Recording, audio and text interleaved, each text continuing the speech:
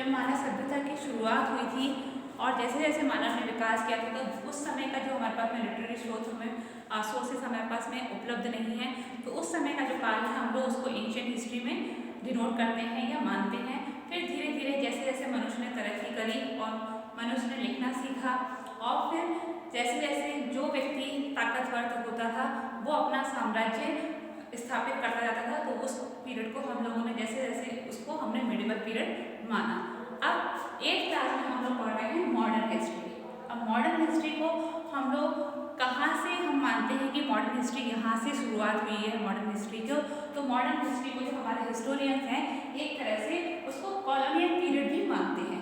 Colonial period का मतलब है औपनिवेशिक युग। औपनिवेशिक युग से मतलब ये है कि आपको मालूम है कि हमारा देश बहुत बड़ा है और इसकी जो भौगोलिक स्थिति है वो इतनी अच्छी है कि जो बाहर के देश के लोग थे वो इन सब भौगोलिक स्थिति की वजह से बहुत आकर्षित हुए और उन्होंने धीरे धीरे यहाँ पर व्यापारिक दृष्टि से उन्होंने यहाँ पर आने की शुरुआत की। लेकिन यहाँ की कमजोरी और यहाँ के लोगों की जो एक यूनिटी नहीं थी, एकता नहीं थी, तो उसके वजह से ही हमारे देश में जो बाहर से जो लोग आए थे उन्होंने यहाँ पर अपना शासन शुरू किया।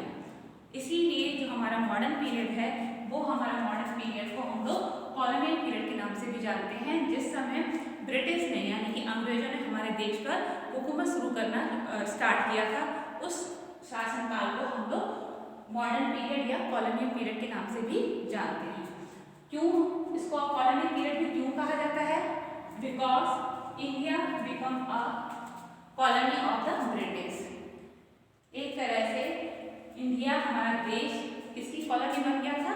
ब्रिटिश की कॉलोनी बन गया था। ब्रिटिश की कॉलोनी से मतलब है कि यहाँ पर जब अंग्रेज आए थे तो यहाँ पर हमारे देश में बहुत सारे ऐसे रॉ मटेरियल थे, मसाले थे जिनका और मखमल था, सिल्क था बहुत अच्छा, जो कि हमारे एशियन काल से ही और देशों को भी क्या करते थे हम लोग ट्रेडिंग करते थे यानी कि व्यापार करते थे। और हमारे यहाँ का जो हीरे जवाहरात हैं या सिल्क है या और भी मसाले वगैरह ये और भी देशों में क्या थे? प्रसिद्ध थे।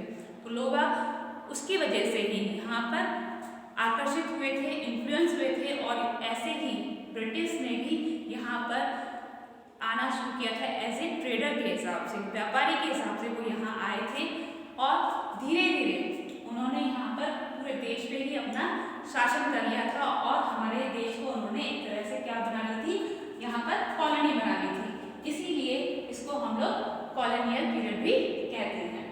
अब इस मॉडर्न पीरियड या कॉलोनियल पीरियड के प्रोमिनेंट फीचर्स कौन से थे यानी कि प्रमुख विशेषताएं कौन सी हैं? इसमें सबसे पहले है इंडस्ट्रियलाइजेशन। इंडस्ट्रियलाइजेशन का मतलब होता है औद्योगिकरण।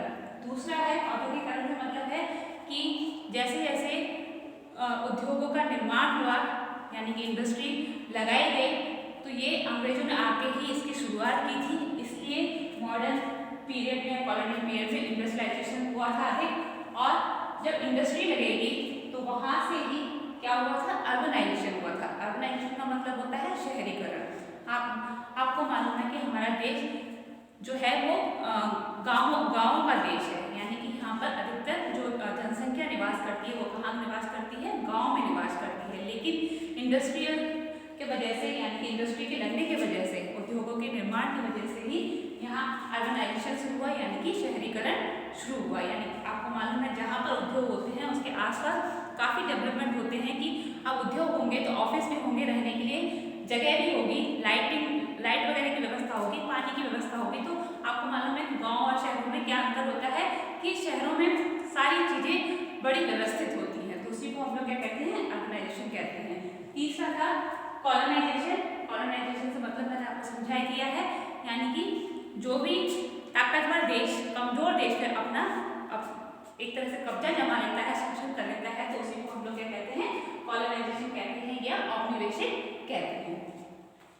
अब मॉडर्न पीरियड में क्या समाज में किस तरह का बदलाव आया था कि हम उसको मॉडर्न पीरियड ही क्यों बोलते हैं? तो ट्रांजिशन ऑफ यूरोपियन सोसाइटी की जो यूरोपियन सोसाइटी थी यानी कि यूरोपियन समाज था उसमें क्या ट्रांजिशन हुए थे यानी कि क्या बदलाव हुए थे? From the 17th century many new ideas, philosophies and institutions started gaining popularity। यानी कि 17वीं सदी में बहुत सारे नए विचार जागृत हुए थे, फिलोसफी यानी कि दर्शन शुरू हुए थे, और इंस्टीट्यूशन यानी कि बहुत सारे ऐसे हो सकते हैं कि केंद्र बने थे या बहुत सारे ऐसे इंस्टीट्यूशन का निर्माण हुआ था जो कि बहुत ही क्या हो गए थे, उसमें पॉपुलर हो गए थे, यानी कि उनकी बहुत प्रसिद्धि हो गई थी। अब इस समय मॉडर्न पीरियड में कुछ ऐसी घटनाएं भी घटित हुई हैं, प्रमुख घटनाएं घटित हुई हैं, यानी कि प्रमुख ऐसे इवेंट्स रहे हैं, इंपॉर्टेंट इवेंट्स रहे हैं। और कौन कौन से इंपॉर्टेंट इवेंट्स थे?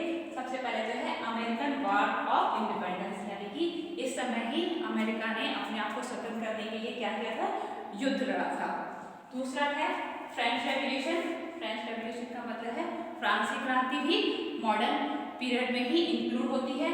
और इसके अलावा जो 2 विश्व युद्ध हुए थे, यानी कि 2 world Wars, first world war और सेकेंड वर्ल्ड वॉर भी इसी मॉडर्न पीरियड में ही के अंतर्गत ही आते हैं।